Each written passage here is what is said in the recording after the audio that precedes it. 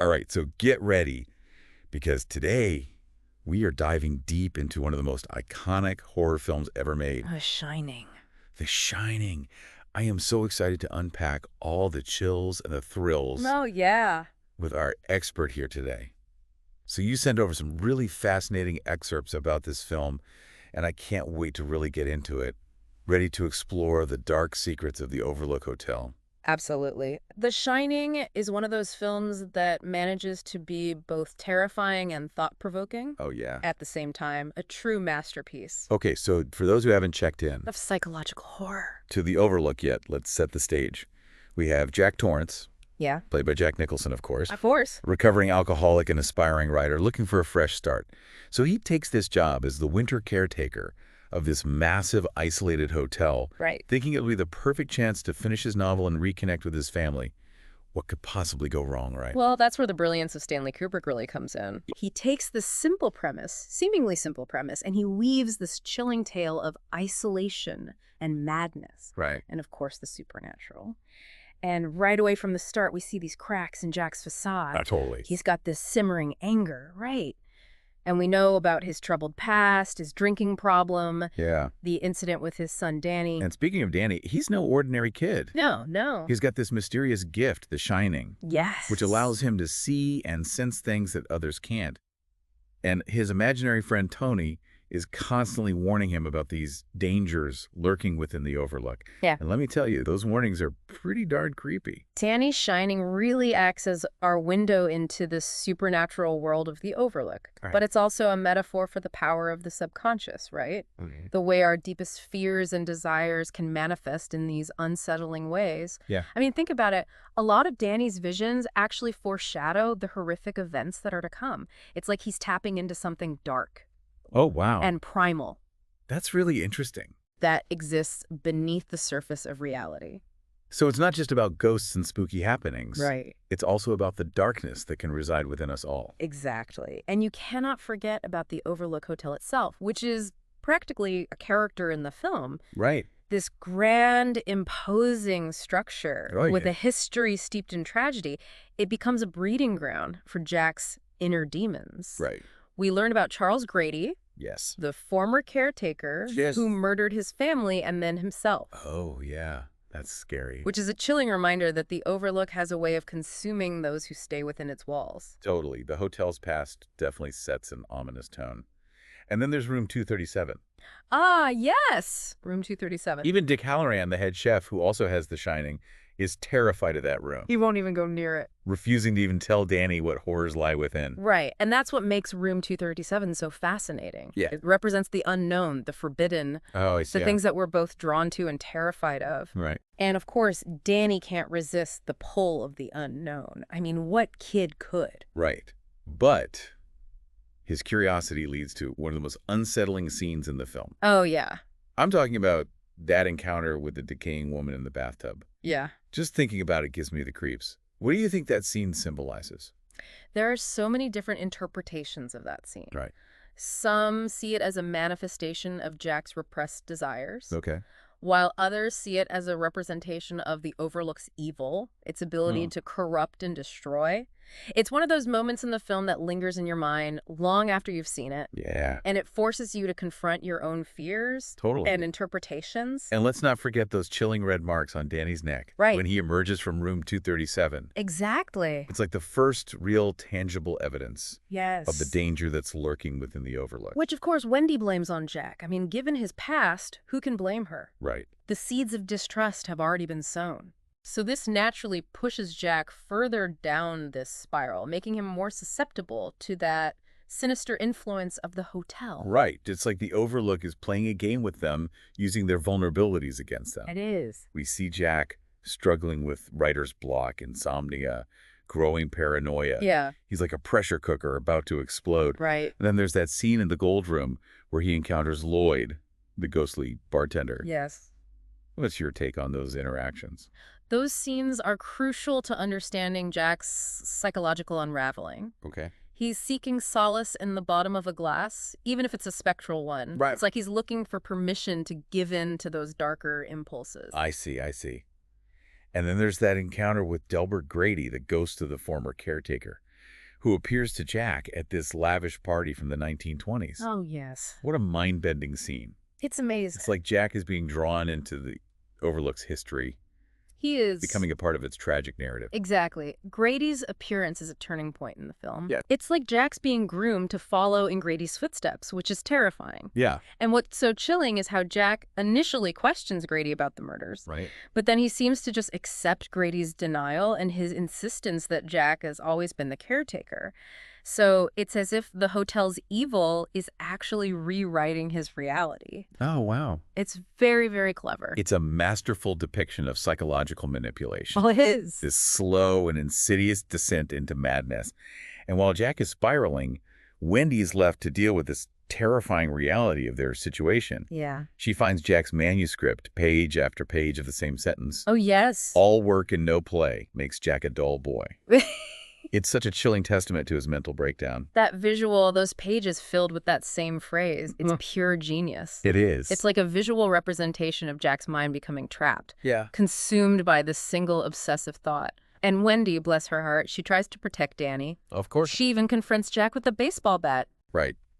And Wendy's transformation from this, somewhat timid housewife Yeah. to this fierce protector is remarkable. Absolutely. But she's trapped. There's no way to escape.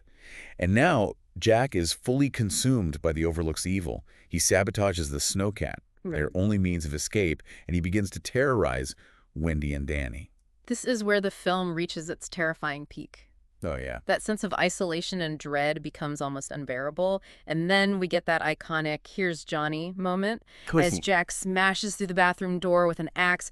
Pure cinematic horror gold. That scene is seared into my memory forever. Oh, me too. Nicholson's performance is just Incredible. chilling.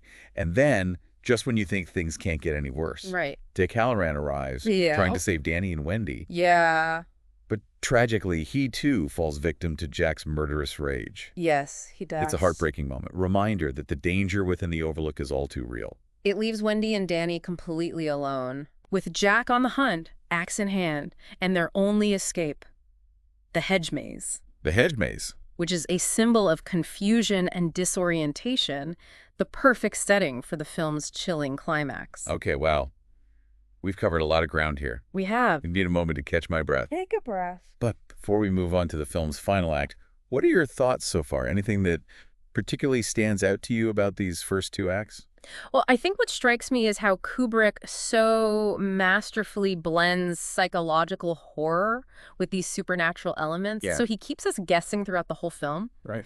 Is the Overlook actually haunted, or is it just a catalyst for Jack's pre-existing demons to surface? Right. That's what makes it so effective. Yeah. It gets under your skin and makes you question what's real and what's not. It does. But let's talk about that incredible climax in the hedge maze. Danny tricks Jack Oh, by backtracking through his own footprints and then hiding while Jack stumbles around, lost and enraged. Talk about tense. You're practically holding your breath the whole time. The tension is palpable. You can feel it, Yeah. heightened by that claustrophobic setting of the maze Oh, yeah. and Kubrick's masterful use of sound, right? Yes. We hear Jack's frustrated bellows echoing through these hedges. That's terrifying. A terrifying reminder of the danger that's lurking just around the corner. And meanwhile, Wendy is having her own terrifying experience inside the hotel, encountering those creepy ghosts. No, she is. They seem to be like taunting her, reveling in her fear. Oh, absolutely. It's like the Overlook is playing with its victims. Yeah. Like a cat with a mouse. And then finally, Danny and Wendy reunite, They do. escaping in the snowcat just as Jack, hopelessly lost in the maze, freezes to death. That's right. A chilling end for a chilling character. Tragic, perhaps, Yeah. but also fitting that Jack becomes another victim of the Overlook, consumed by its darkness. And then that final shot, Yeah. zooming in on that photograph of Jack at the 1921 ball.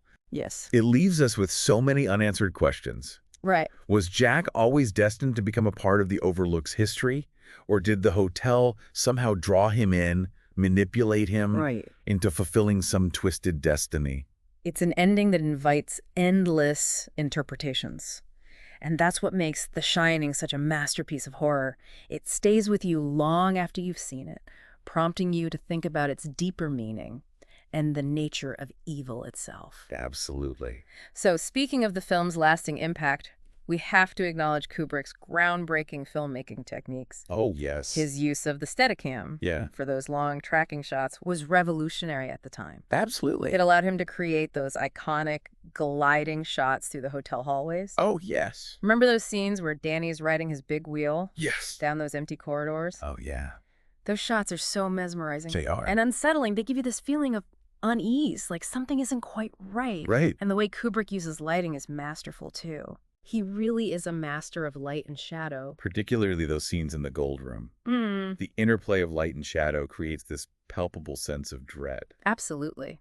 And then there's the music. The music, yes. That brilliant blend of classical and avant-garde pieces that complement the film's visuals perfectly. Yeah. The discordant sounds and the eerie melodies just add another layer of unease, Right. making the whole experience even more unsettling. You know, for all its brilliance, I have to admit there are some aspects of the film that I find a bit frustrating. Oh, I'm curious. I'm not entirely convinced by Shelley Duvall's performance as Wendy. Okay. At times, I find it a bit too hysterical, a bit over the top. Yeah. It's like she's screaming in every scene. That's an interesting point. Yeah. Duvall's performance has certainly been a subject of debate amongst film critics. Have it. Some argue that her portrayal of Wendy's increasing terror is authentic, while others find it a little grating. You know, maybe Kubrick pushed her a little too far, Yeah. demanding a level of intensity that felt unnatural. Yeah, maybe, and this might be a little controversial, Uh-huh. but I sometimes find Jack Nicholson's performance a bit too, well, Jack Nicholson-y. Mm-hmm. It's almost as if he's playing a caricature of himself, Yeah. rather than truly inhabiting the character of Jack Torrance. I see your point. Nicholson's performance is definitely stylized, with that signature manic energy on full display. Yes. But I think it ultimately works Yeah. within the context of the film. Hmm. You know, Jack's descent into madness is, in a way, a descent into theatricality, Right. a loss of self-control that manifests in these exaggerated expressions Yeah. and gestures. It's almost as if he's being consumed by the role that he's playing. Right, right. That's a fascinating way to look at it. Yeah. It makes me think about the film in a whole new light. It's amazing how a film like The Shining can still spark such debate It's true. and discussion, It is. even after all these years. The mark of a true masterpiece. So before we wrap things up, what are some final thoughts you'd like to leave our listeners with?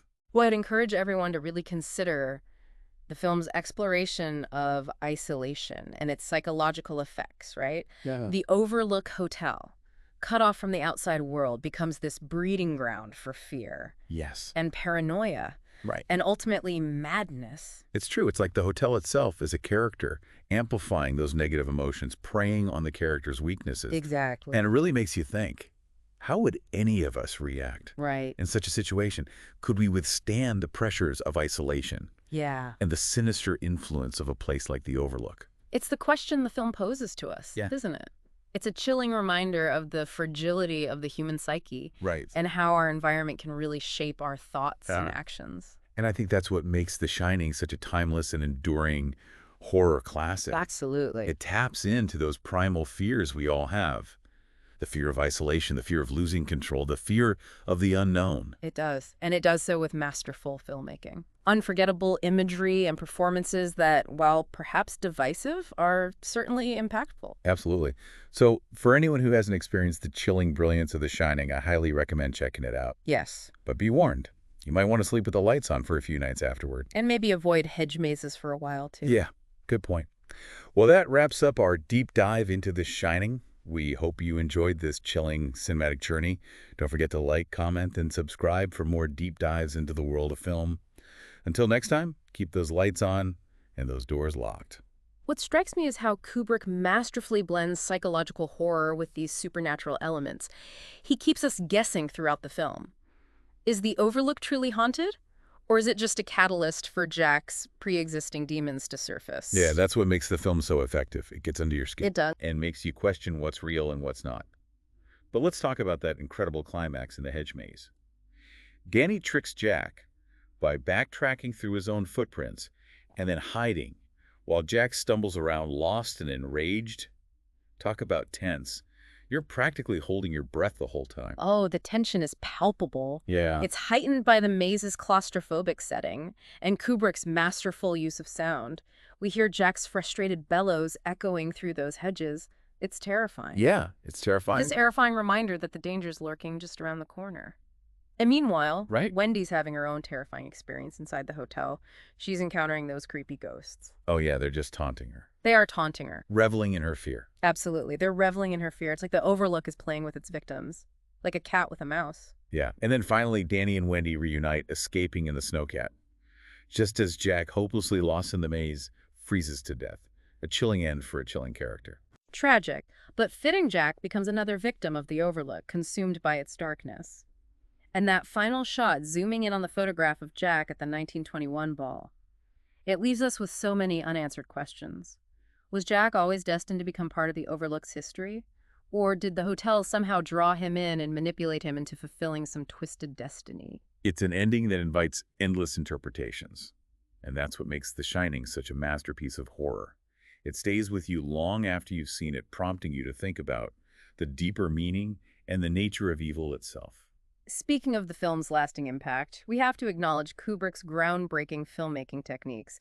His use of the Steadicam for those long tracking shots was revolutionary at the time. You know, it allowed him to create those iconic gliding shots through the hotel's hallways. Remember those scenes where Danny is riding his big wheel down those empty corridors? Oh, absolutely. Those shots are both mesmerizing and unsettling. Yeah. They give you this feeling of unease, like something isn't quite right. Like something's off. Yeah. And the way Kubrick uses lighting is masterful, too. Particularly in those scenes set in the Gold Room. The interplay of light and shadow creates this palpable sense of dread. It does. And then there's the music. Yes, the music. This brilliant blend of classical and avant-garde pieces that perfectly complement the film's visuals. It's so effective. So effective. The discordant sounds and eerie melodies just add another layer of unease to the whole thing, Right. making the whole experience even more unsettling. You know, for all its brilliance, I have to admit there are some aspects of the film that I find a bit frustrating. Oh, I'm curious to hear this. I'm not entirely convinced by Shelley Duvall's performance as Wendy. Okay. At times, I find it a bit too hysterical, a bit over the top. It's like she's screaming in every scene. Yeah, Duvall's performance has definitely been a subject of debate among film critics. Some argue that her portrayal of Wendy's increasing terror is authentic, while others find it a little grating. Maybe Kubrick pushed her a little too far, demanding a level of intensity that felt unnatural. Yeah, maybe. And this might be a little controversial. Okay. But I sometimes find Jack Nicholson's performance a bit too smickly. Well, Jack Nicholson-y. Right. It's almost as if he's playing a caricature of himself rather than truly inhabiting the character of Jack Torrance. I understand that. I mean, Nicholson's performance is definitely stylized with that signature manic energy on full display, but I think it ultimately works within the context of the film. Jack's descent into madness is, in a way, a descent into theatricality, a loss of self-control that manifests in these exaggerated expressions and gestures. It's almost as if he's being consumed by the role that he's playing. That's a fascinating way to look at it. It makes me think about the film in a whole new light. Yeah. It's amazing how a film like The Shining can still spark such debate and discussion even after all these years. It's true. It's a mark of a true masterpiece. It's a film that continues to challenge and provoke us long after we've seen it. So before we wrap things up, what are some final thoughts you'd like to leave our listeners with? Well, I think it's important to consider the film's exploration of isolation, and its psychological effects. The Overlook Hotel, because it's cut off from the outside world, Right. becomes this breeding ground for fear and paranoia. And ultimately madness. Right. And it's like the hotel itself is a character, amplifying those negative emotions, preying on the weaknesses of all the characters. It is. It makes you think, how would any of us react in a situation like that? Right. Could we withstand those pressures of isolation and the sinister influence of a place like the Overlook? That's the question the film poses, isn't it? It's this chilling reminder that the human psyche is so fragile. Right. And that our environment can really shape our thoughts and our actions. Yeah, and I think that's what makes The Shining such a timeless and enduring horror classic. Totally. It taps into those primal fears we all have. The fear of isolation. Yeah. The fear of losing control. The fear of the unknown. The unknown, right. And it does so with masterful filmmaking, unforgettable imagery and performances that, while perhaps divisive, are certainly impactful. Absolutely. Yeah. So for anyone who hasn't experienced the chilling brilliance of The Shining, I highly recommend checking it out. Yes. But be warned, you might want to sleep with the lights on for a few nights afterward. And maybe avoid hedge mazes for a while. Yeah, maybe avoid hedge mazes. Yeah. Well, that wraps up our deep dive into The Shining. I hope you enjoyed this chilling cinematic journey with us. Don't forget to like, comment, and subscribe for more deep dives into the world of film. Until next time, keep those lights on and those doors locked.